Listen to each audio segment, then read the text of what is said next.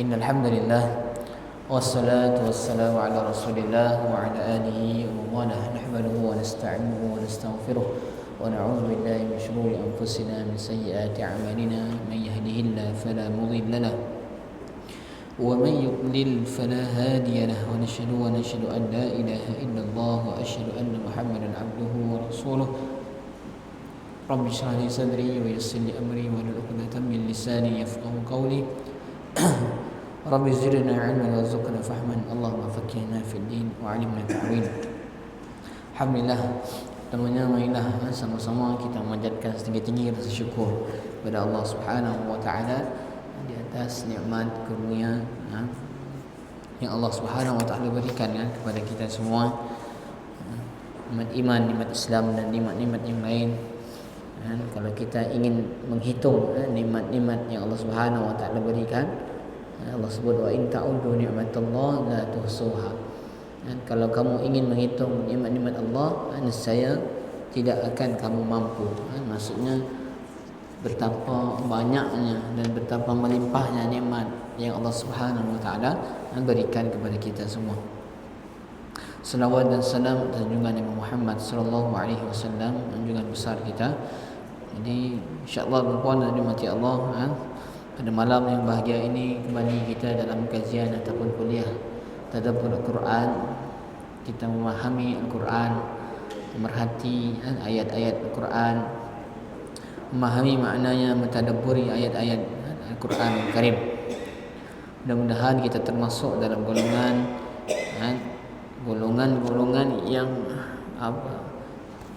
yang prihatin dengan Al-Quran, yang mencintai Al-Quran, yang dekat dengan Al-Quran. Jadi ada kaum-kaum Nabi sallallahu alaihi wasallam, Nabi Muhammad sallallahu alaihi wasallam, kaumnya ada yang tidak beriman dengan Al-Quran. Kemudian Nabi pernah mengadu kepada Allah Subhanahu wa taala, ya qaumi ittakhazul Qur'ana mahjura. Nabi pernah mengadu kepada Allah Subhanahu wa taala, wahai Tuhanku, kaumku telah mengambil Al-Quran ini mahjura. Mahjura maksudnya sebagai permainan, main-main. Kaumku menjadikan Al-Quran ini sebagai satu permainan, satu senda gurau, tidak diambilnya pengajaran daripadanya. Jadi Nabi mengadu kepada Allah Subhanahu wa taala, inna qaumi ittakhadzal Qur'ana mahjura. Kaumku mengambil Quran ini sebagai sesuatu yang sambil newa. Jadi sikap sambil newa, tidak mahu belajar Al-Quran, tidak mahu memerhatikan Al-Quran, tidak mahu mentadabburi Al-Quran, tidak mahu mempelajari Al-Quran. Sikap seperti ini sikap yang tidak disukai oleh Nabi Muhammad SAW, dan sikap yang tidak dibolehkan. Maksudnya kita umat Nabi Muhammad SAW haruslah memahami, mempelajari yang namanya Al-Quranul Karim. Sebab apa tuan-tuan? Kerana Al-Quran inilah yang menjadi bekalan, yang menjadi petunjuk dalam kehidupan kita. Hudan lil muttaqin. Kalau kehidupan tanpa petunjuk, maka sesatlah kita. Tapi kalau kehidupan kita berada di atas petunjuk, petunjuk yang jelas daripada Allah Subhanahu wa taala melalui Al-Quran, mudah-mudahan insya-Allah kita sentiasa berada di atas jalan yang benar, jalan yang lurus, as-siratal mustaqim.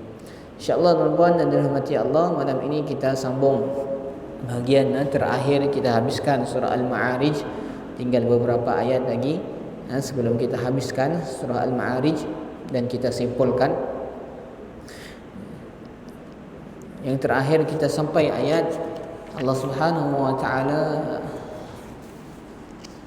berfirman, ayat yang ke-40 dan 41, yang mana Allah Subhanahu wa taala berfirman, fala uqsimu bi rabbil masyariqi wal magharibi inna laqadirun ala an nubaddila khairan minhum wa ma nahnu bimasbuqin.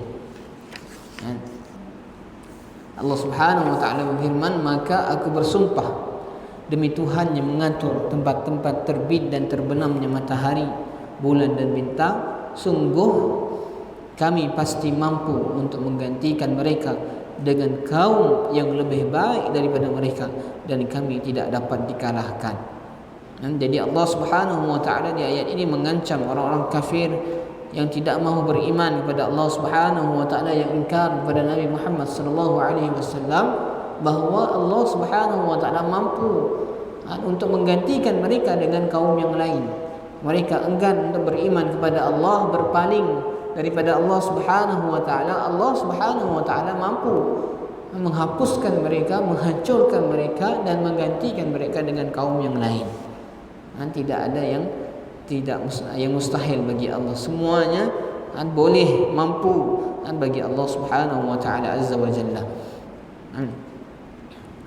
Kemudian ayat yang seterusnya, ayat yang baru, Allah Subhanahu wa taala berfirman, "Fadharhum yakhudu wa yal'abu hatta yulaquhum yawmahum alladhi yu'adun."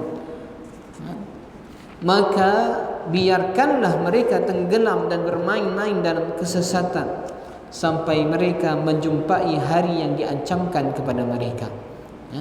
Ayat ke-42. Jadi Allah Subhanahu wa taala berfirman kepada Nabi Muhammad sallallahu alaihi wasallam, bagaimana respon terhadap mereka, bagaimana sepatutnya engkau Muhammad lakukan kepada mereka. Allah memerintahkan Rasul agar berpaling daripada mereka sampai hari kebangkitan, sebagai penambah ancaman itu. Setelah Allah mengancam akan menggantikan mereka, orang-orang kafir yang tidak mau beriman tadi, dengan kaum yang lain, Allah pula tambah ancamannya. Allah sebut kepada Nabi Muhammad SAW, biarkan mereka wahai Muhammad, biarkan mereka dalam tenggelam dan bermain-main dalam kesesatan.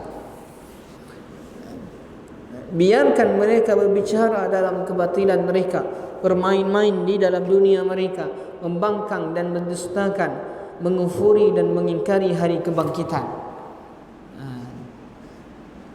sampai mereka menjumpai hari kiamat dan kegentingan-kegentingan yang ada di dalamnya, lalu mereka mencicipi akibat kehancurannya. Mereka akan dibalas sesuai dengan apa yang mereka kerjakan. Jadi Allah Subhanahu wa taala perintahkan kepada Nabi Muhammad SAW, biarkan mereka. Wahai Muhammad, engkau berdakwah, kemudian ada orang yang menolak dakwahmu, yang tidak mau beriman dengan ajakanmu, biarkan mereka. Biarkan mereka. Dan mereka menolakmu, mereka menentangmu, mereka mengingkarimu. Wahai Muhammad, janganlah sibuk-sibuk engkau peningkan kepala fikirkan tentang mereka. Biarkan mereka. Biarkan mereka. Banyak dalam ayat Quran Allah Subhanahu wa taala suruh Nabi Muhammad SAW biarkan orang-orang kafir yang tidak mahu beriman ini. Dalam ayat yang lain Allah sebut, "Fazarni wal mukazzibin." Biarkan orang-orang yang mendustakan ini, serahkan dia kepadaku, kata Allah. Maksudnya jangan bingung-bingung kau fikir wahai Muhammad, orang-orang yang mendustakan ini serahkan kepadaku, biarkan mereka dalam kesesatan, kerana mereka dah tutup hatinya untuk beriman kepada Allah Subhanahu wa taala. Dan lakukan kerjamu, dan teruskan dakwahmu. Jangan sampai orang kafir ini menghambat pergerakanmu. Amalah kita. Kalau kita berada di atas jalan kebaikan, jalan kebenaran, ada yang mengingkari kita, ada yang memusuhi kita, ada yang menyindir kita dan sebagainya. Jangan peduli, jangan biarkan permusuhan mereka itu menyebabkan kita berhenti. Jangan biarkan penolakan mereka itu menyebabkan kita takut. Tapi kata Allah, biarkan mereka dalam kesesatan. Kalau mereka tidak mahu beriman, biarkan mereka. Engkau Muhammad teruskan dakwahmu, teruskan jalanmu. Dan kepada mereka, biarkan mereka bermain dalam kesesatan sampai nanti mereka menjumpai hari yang diancamkan kepada mereka. Sampai nanti mereka mati dan menjumpai hari yang mana dahulu mereka tidak beriman kepadanya, mereka akan berjumpa dengan hari tersebut, yaitu hari kebangkitan. Kemudian Allah Subhanahu wa taala berfirman, "Yauma yakhrujuna minal ajdathi sira'a ka'annahum ila nusubin yufidun." Yaitu pada hari ketika mereka keluar dari kubur dengan cepat, seakan-akan mereka pergi dengan segera kepada berhala-berhala sewaktu di dunia. Ingatlah hari di mana di mana mereka bangkit dari kubur kerana seruan Tuhan yang Maha Esa untuk menuju ke tempat hisab, sembari bergegas berebutan seperti mereka dalam bergegas ke tempat itu di dunia, berlari-lari atau segera menuju ke sesuatu yang dipasakkan. Maksudnya apa? Sesuatu yang mereka dahulu sembah di dunia, sesuatu yang mereka dahulu di dunia mereka pergi ke arahnya, berlomba-lomba ke arahnya, bergegas-gegas ke arahnya. Jadi nanti kata Allah Subhanahu wa taala, orang-orang yang tidak beriman, jadi mengingkari hari kebangkitan nanti, mereka akan dibangkitkan oleh Allah Subhanahu wa taala dan mereka akan menuju ke tempat hisab. Maksudnya menuju ke tempat dia akan dihisab, dia akan diazab, bukan dalam keadaan berjalan, bukan dalam keadaan berlari, tapi dalam keadaan dia bergegas. Padahal dia nak mendapatkan hisab, nak mendapatkan azab, tapi dijadikan dia menuju ke tempat itu, menuju ke tempat kecelakaannya itu dalam keadaan bergegas berlari, seperti mana dahulu di dunia dia berlari-lari menuju kepada sesembahan yang dia sembah selain pada Allah Subhanahu wa taala. Dunia, perkara dunia yang dia kejar-kejar selain daripada Allah Subhanahu wa taala. Dijadikan oleh Allah Subhanahu wa taala dia akan bergegas keluar daripada kubur, seakan-akan mereka pergi dengan segera kepada berhala-berhala sewaktu di dunia.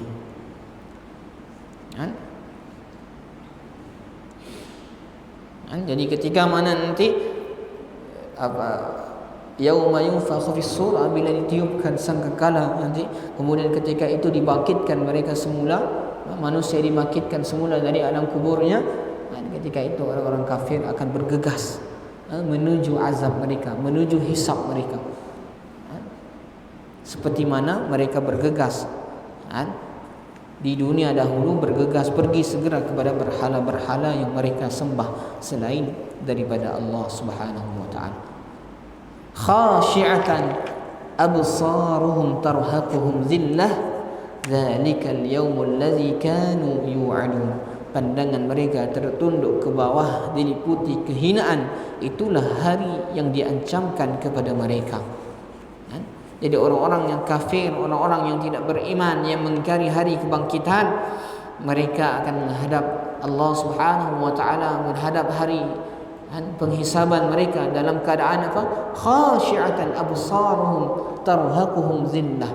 Pandangan-pandangan mereka hina dan hancur. Mereka tunduk setunduk-tunduknya, tunduk ke bawah, diliputi dengan kehinaan. Bagaimana wajah orang-orang yang kafir, orang-orang yang tidak beriman kelak di hari akhirat?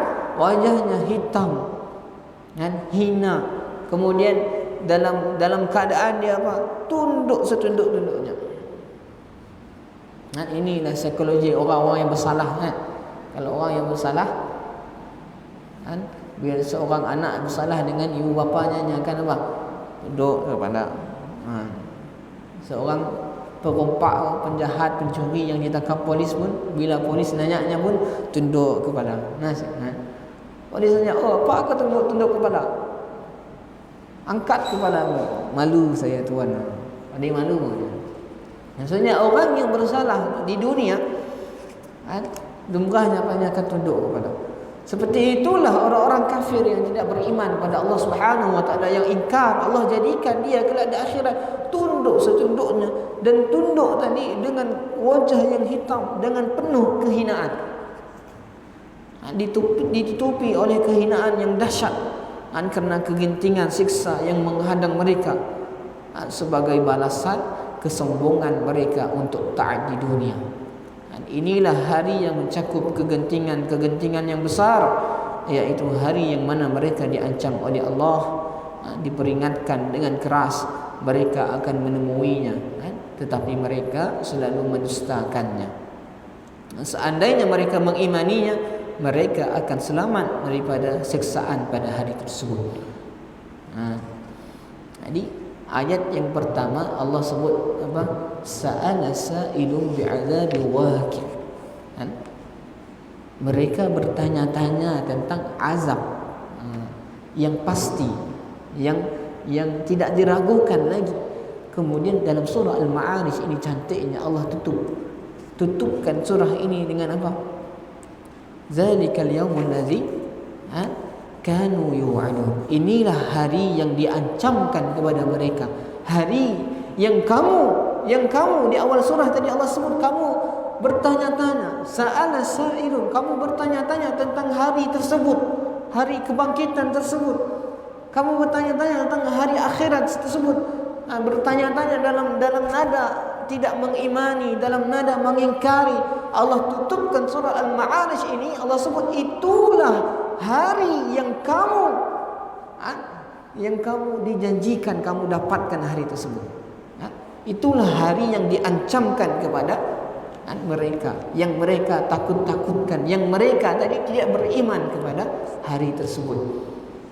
Dzalikal yaumul ladzi kanu yu'adun. Itulah hari yang dijanjikan kepada mereka, yang mana mereka dahulu saling bertanya-tanya, meremehkan, tidak berimani, tidak meyakini hari tersebut. Allah tutupkan dengan cantik. Mereka Allah gambarkan di surah ini terakhir Allah gambarkan bagaimana pertemuan mereka di hari akhirat dengan hari hisab tersebut, hari yang mereka tidak beriman dengannya. Allah tutupkan dengan keadaan dan peristiwa, gambaran bagaimana keadaan hari tersebut. Itulah hari yang kamu dijanjikan, yang mereka dulu dijanjikan, dan mereka dahulu tidak beriman, tidak mempercayainya dan mengingkarinya. Dzalikal yaumul ladzi kanu yu'adun. Itulah surah Al-Ma'arij. Jadi Allah Subhanahu wa taala, kita dalam bahagian yang terakhir ini, secara kesimpulannya Allah mengingkari orang-orang kafir yang mana berada di sekitar Nabi, kemudian mereka mendustakan risalah Nabi serta mengejeknya. Bagaimana mereka bergegas menuju Nabi dan duduk di sekitarnya sementara mereka tidak mengamalkan perintah-perintahnya. Allah sebut apa? Fama lil ladzina kafaru qibalaka muhtiin. Kenapa? Ada apa dengan orang-orang yang kafir ini? Mereka menuju Nabi, bergegas menuju Nabi, kemudian mereka mendustakan Nabi, berada di samping Nabi, berada di kanan dan kiri Nabi, berkumpul mendengarkan Nabi, anil yamin wa anil shimali izin, tetapi tetap tidak beriman kepada Allah Subhanahu wa taala terhadap apa yang diperintahkan oleh Nabi sallallahu alaihi wasallam. Kemudian Allah mengingkari mereka kerana mereka mendustakan risalah Nabi sallallahu alaihi wasallam, menghina para sahabatnya dan mengingkari hari kebangkitan. Kemudian mereka berkata, orang-orang kafir berkata, jika mereka kaum Muhammad masuk syurga, kita akan masuk syurga itu sebelum mereka. Jika mereka diberi satu bahagian dari syurga, kita akan diberikan bahagian yang lebih banyak. Kemudian Allah Subhanahu wa taala membalas dengan firman-Nya, adakah ayatma'u kullu mri'in minhum ayyudkhala jannata na'im. Adakah setiap orang dari orang-orang kafir itu ingin masuk syurga yang penuh kenikmatan, sedangkan mereka mendustakan Rasul, mereka berpaling daripada Rasul. Allah bertanya, adakah orang-orang kafir ini ingin syurga yang penuh dengan kenikmatan? Allah sebut kalla, sekali-kali tidak. Allah mengingkari, kalla, jangan harap Sekali-kali tidak. Inna khalaqnahum mimma ya'lamun. Kami mereka sesungguhnya mereka tahu bagaimana mereka diciptakan.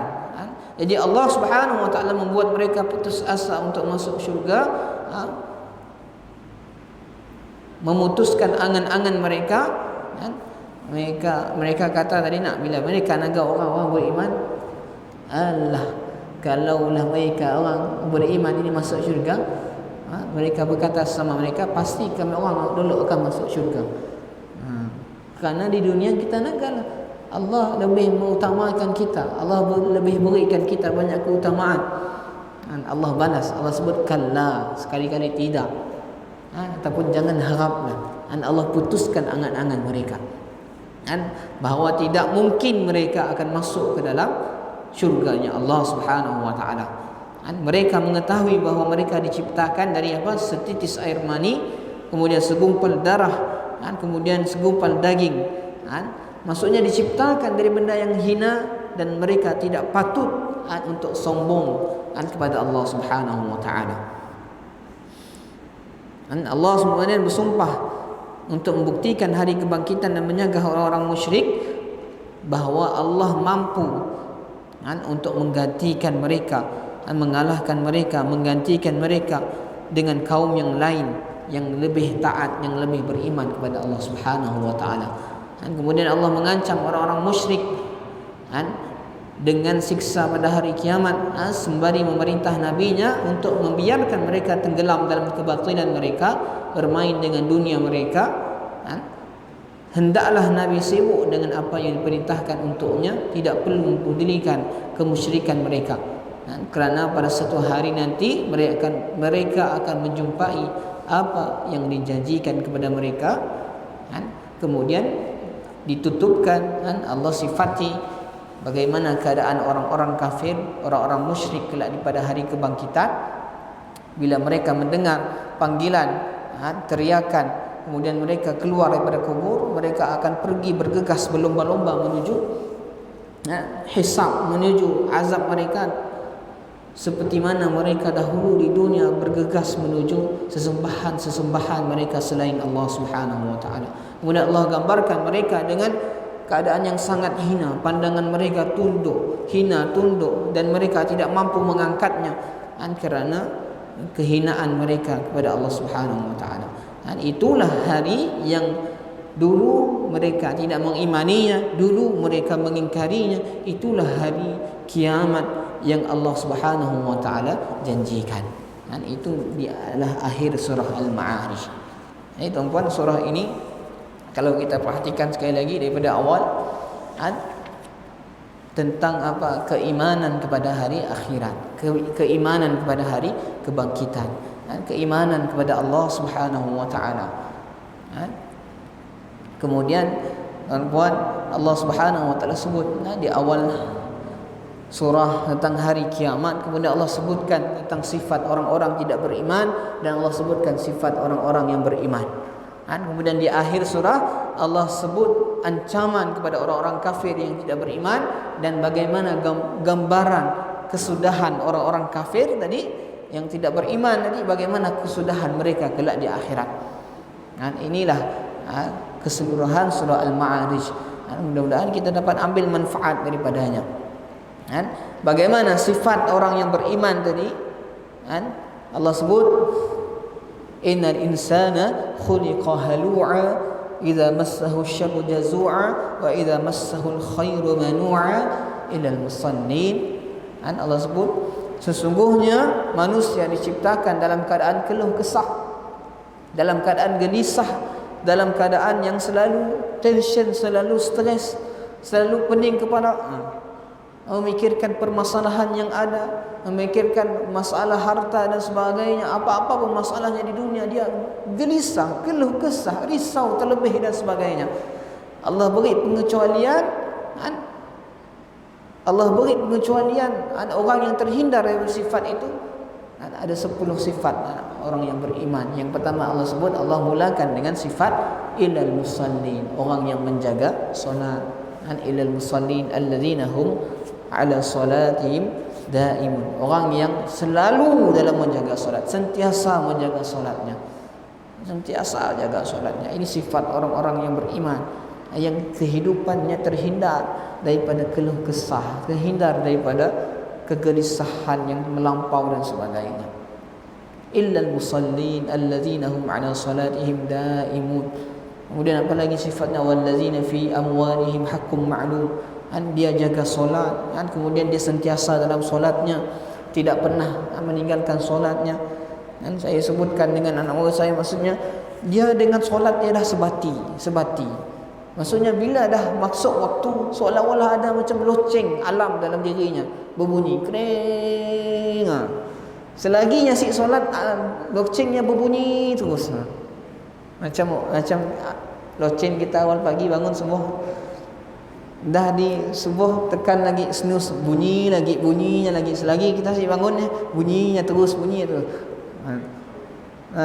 Selagi sini bangun, kita pun akhirnya bangun. Solatnya bagi orang beriman seperti apa, ada satu yang menggoncangkan jiwanya kalau belum solat. Seperti ada alam, selagi nyasik solat, selagi ialahnya akan si tentu. Ialah orang yang dawam dalam solatnya, sentiasa sebati dalam solat. Apa masalah tu? Rupanya dia belum solat. Dah masuk waktu. Tengah dia bekerja, sedar dah masuk waktu, dia rasa risau, rasa gelisah. Rupanya belum solat. Itulah orang yang dawam, daimun dalam solatnya, menjaga solatnya, sentiasa dalam solatnya. Kemudian apa sifatnya yang lain, sifat orang beriman yang kedua, wallazina fi amwalihim haqqun ma'lum. Orang yang dalam hartanya ada hak bagi orang-orang yang lis-sa'ili wal mahrum, bagi orang-orang miskin, orang-orang fakir yang meminta dan orang yang tidak meminta. Maksudnya dari orang yang beriman, selain yang jaga solatnya, dia juga jenis orang yang selalu bersedekah, selalu berinfak di jalan Allah, selalu mengeluarkan hartanya beri kepada orang yang meminta maupun orang yang sik minta. Yang sik lokek, sik kedekut dengan harta yang ada. Jadi orang yang pemurah, selalu beri harta. Maksudnya sedekah, selalu sedekah terhadap orang yang meminta maupun orang yang tidak meminta. Kemudian wallazina hum, apalagi sifatnya, mereka yang wallazina hum fi amwalihim haqqun lis-sa'ili wal mahrum wallazina yusaddiquna biyaumiddin wallazina hum min 'adzabi rabbihim mushfiqun. Mereka yang meyakini hari akhirat, kemudian mereka yang takut dengan azab daripada Tuhannya. Ini kebalikan dengan sifat orang-orang kafir tadi. Mereka cik beriman, cik takut dengan hari akhirat. Mereka bertanya-tanya tentang hari kiamat. Maksudnya tidak takut. Sampai boleh dia kata kepada Nabi Muhammad SAW, wahai Muhammad, kalau betul lah ini Quran, ini wahyu daripada Allah Subhanahu Wa Taala, turunkan kepada kami azab sekarang, turunkan kepada kami hujan yang lebat, hujan batuan yang lebat sekarang juga. Maksudnya tidak takut dengan azab Allah. Sebaliknya orang yang beriman, wallazina yusaddiquna biyaumiddin, mereka sangat beriman kepada hari kiamat, hari pembalasan, hari akhirat, mereka mengimaninya. Wallazina hum min 'adzabi rabbihim mushfiqun, kemudian mereka sangat takut dengan azab Allah Subhanahu wa taala. Inna 'adzab rabbihim ghairun ma'mun. Kemudian wallazina hum li furujihim hafizun, mereka yang menjaga kemaluannya, menjaga kehormatannya, menjaga marwah dirinya. Illa ala azwajihim aw ma malakat aymanuhum fa innahum ghairu malumin, kecuali kepada isterinya, dan itu tidak melampaui batas. Siapa yang faman ibtagha wara'a dzalika fa ulaika humul 'adun, dan siapa yang mencari selain itu, selain isterinya mereka tadi, itulah orang yang melampaui batas. Mencari di luar itu, zina ataupun orang yang homoseksual dan sebagainya, LGBT dan sebagainya, itulah orang yang melampaui batas. Kemudian apalagi sifatnya, walladzina hum li amanatihim wa 'ahdihim ra'un, orang yang menjaga amanahnya dan menjaga janjinya. Kemudian walladzina hum bi syahadatihim qaimun, orang yang memberi saksi dengan baik, saksi dengan benar. Dan yang seterusnya, yang terakhir, walladzina hum 'ala salatihim yuhafizun, orang yang menjaga dan memelihara solatnya. Pertama tadi sifatnya saya sebutkan orang yang menjaga solatnya, sebati dengan solatnya. Akhirnya Allah sebut juga orang yang memelihara solatnya. Kalau yang pertama tadi dia menjaga dari segi tidak pernah meninggalkan solat, si penahnya tinggal, si penahnya miss solat, menjaga si penah miss solat. Dalam sifat yang terakhir ni walladzina hum 'ala salatihim hafizun, selain dia menjaga tidak pernah miss solat tadi, dia pun menjaga kualiti solatnya. Dia menjaga kualiti solatnya, menjaga tuntut hak-hak dalam solatnya, perkara-perkara wajib, perkara sunat dalam solatnya, semuanya dijaga. Jadi solatnya bukan solat yang biasa-biasa, tapi solatnya penuh dengan khusyuk kepada Allah Subhanahu wa taala, solat yang penuh dengan iman kepada Allah Subhanahu wa taala, bukan solat sekadar solat.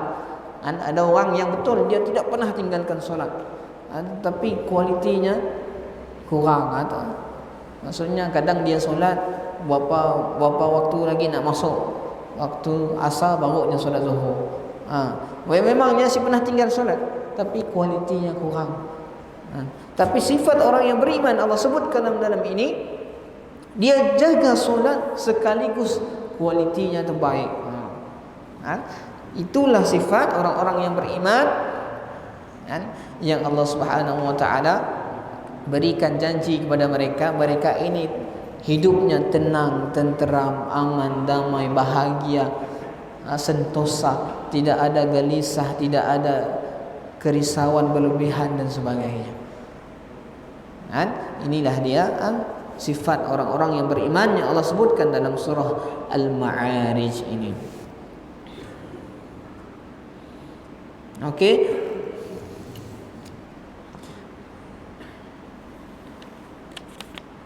Minggu depan kita masuk surah yang baru, surah Nuh. Surah Nuh ini sebagai mukaddimahnya adalah tentang surah yang menceritakan dakwahnya Nabi Nuh alaihi salam. Nabi Nuh, siapa sih kenal Nabi Nuh? Kita sangat familiar dengan Nabi Nuh, sehingga ada orang barat buat cerita lagi tentang Nabi Nuh alaihi salam. Nabi Nuh, bagaimana dakwahnya Nabi Nuh kepada kaumnya, bagaimana dahsyatnya kaum Nabi Nuh menolak dakwah Nabi Nuh alaihi salam. Itu ada dalam surah Nuh. Sangat dahsyat bagaimana penolakan kaumnya kepada Nabi Nuh alaihi salam. Bayangkan Nabi Nuh tadi berdakwah sampai 1000 tahun, tapi yang beriman kepada Nabi Nuh alaihi salam sangat sedikit. Kata Al-Quran illa qalil, sangat sedikit. Dan itu nanti kita bahaskan minggu hadapan dalam surah Nuh. Surah Nuh tentang bagaimana kisah Nabi Nuh alaihi salam mendakwahi kaumnya. InsyaAllah, Allahu alam dan puan dan rahmati Allah. Mudah-mudahan ada manfaat yang dapat kita ambil.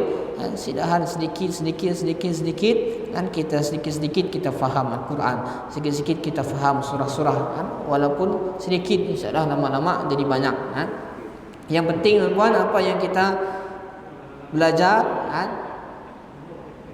jadi satu pegangan dan jadi satu amalan dalam kehidupan kita seharian. Jadi bila tadi sebut tentang sifat orang beriman, sifat seperti inilah kita coba masukkan dalam kehidupan kita. Kita coba amalkan dalam kehidupan kita. Kita coba praktikkan dalam kehidupan kita. Jadi Al-Quran kalau hanya kita belajar tanpa kita amalkan, jadi juga tidak ada manfaatnya. Jadi petunjuk Allah Subhanahu wa taala tadi melalui Al-Quran nya dapat berguna bila mana kita mengamalkannya. Cukup kita tahu, tapi dengan kita mengamalkannya, itulah yang menyebabkan kita sentiasa berada di bawah petunjuk Allah Subhanahu wa taala. Insyaallah, wallahu a'lam bissawab. Jadi itu sahaja pada malam ini tentang tafsir ataupun tadabbur surah Al-Ma'arij. Mudah-mudahan Allah Subhanahu wa taala berikan kita kefahaman, berikan kita kekuatan untuk mengamalkan apa-apa petunjuk daripada Allah Subhanahu wa taala. Ini yang baik tentang pada Allah Subhanahu wa taala, dan kurang saya mohon ampun dan maaf. Qul qawli hadza wa astaghfirullah li wa lakum. Wallahu rahim. Kita tangguh kelas dengan tasbih kifarah dan salat al-asr. Subhanakallahumma wa bihamdika asyhadu an la ilaha illa anta astaghfiruka wa atubu ilaik. Bismillahirrahmanirrahim. Wal 'asri innal insana lafi khusr illa alladziina aamanu wa 'amilus shalihat wa tawassaw bil haqq wa tawassaw bis sabr. Assalamualaikum warahmatullahi wabarakatuh.